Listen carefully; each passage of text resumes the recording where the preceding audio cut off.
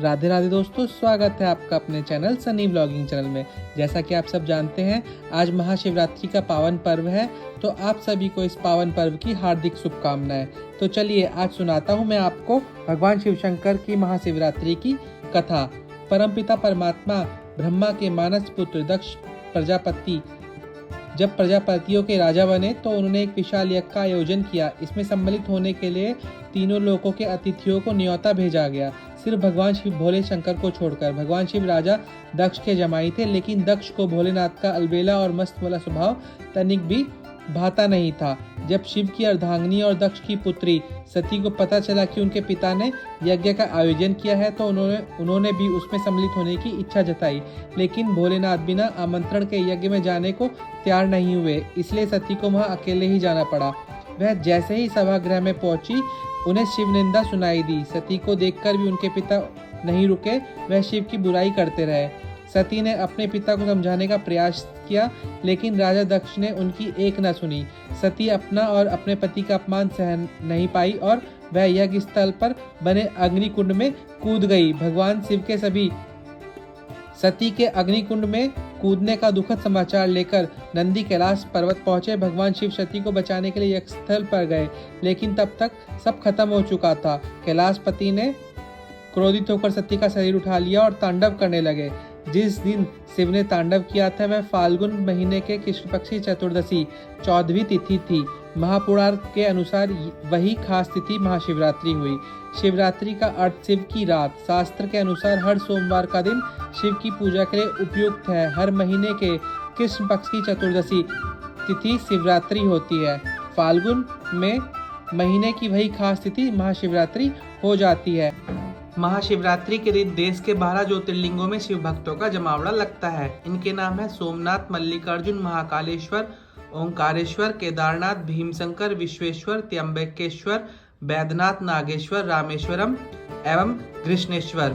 हिंदू शैव संप्रदाय वालों के लिए सबसे बड़ा धार्मिक अनुष्ठान है। दुनिया के सभी शिवालयों में इस दिन अंधकार और अज्ञानता को दूर करने का संकल्प लिया जाता है। दिन भर उपवास रखकर शिवलिंग को दूध, दही, शहद और गंगा जल से स्नान कराया जाता है। शिव पुराण के अनुसार इसी रात शिव और पार्वती का विवाह हुआ था। इसका मतलब हुआ शिव और शक्ति या फिर पुरुष और आदि शक्ति यानी प्रकृति का मिलन। एक और मान्यता है कि इसी दिन ब्रह्मांड की रचना हुई थी। सती के शोक में भगवान शिव गहन समाधि में चले गए, ध्यान मग्न हो गए। उनके ध्यान को कोई तोड़ नहीं पा रहा था। भगवान विष्णु और ब्रह्मा भी सारे यत्न करके हार गए। सृष्टि का संचालन भी बाधित होने लगा। देवतागण की समझ में नहीं आ रहा था कि भगवान शिव का ध्यान तोड़ने के लिए क्या किया जाए। दूसरी तरफ हिमालय की बेटी के रूप में सती का पुनर्जन्म हो गया था। उनका नाम रखा गया था पार्वती। पार्वती शिव को पाने के लिए कठिन तपस्या करती है। पहले तो शिव ने पार्वती को तपस्या करने से रोक दिया, लेकिन अन्य देवताओं के सहारे पार्वती शिव का मन जीत लेने में कामयाब हुई। फिर एक विशाल समारोह में शिव पार्वती का विवाह हुआ। उस दिन भी फाल्गुन महीने के कृष्ण पक्ष की चतुर्दशी तिथि थी, इसीलिए लड़कियां शिव के समान वर पाने के लिए इस दिन शिव की पूजा करती हैं। मध्यकालीन इतिहास से पता चलता है कि संसार की मंगल कामना के लिए लड़कियां विवाहित विधवाएं इस दिन पूजा करती हैं।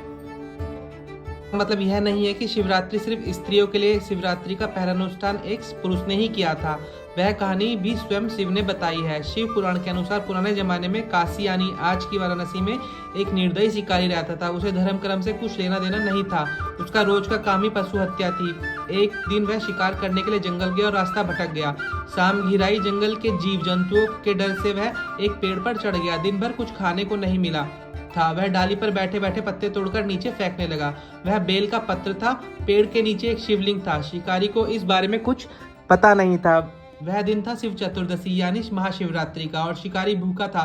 उसके फेंके हुए पत्ते बार बार शिवलिंग पर चढ़ रहे थे। दूसरे दिन शिकारी घर लौटकर देखता है कि उसके घर एक अतिथि आया हुआ है। वह शिकारी स्वयं न खाकर अपने हिस्से का भोजन अतिथि को दे देता है। इस तरह मंत्रोच्चार न जानते हुए भी उस शिकारी ने सही तरीके से शिवरात्रि व्रत का पालन कर लिया।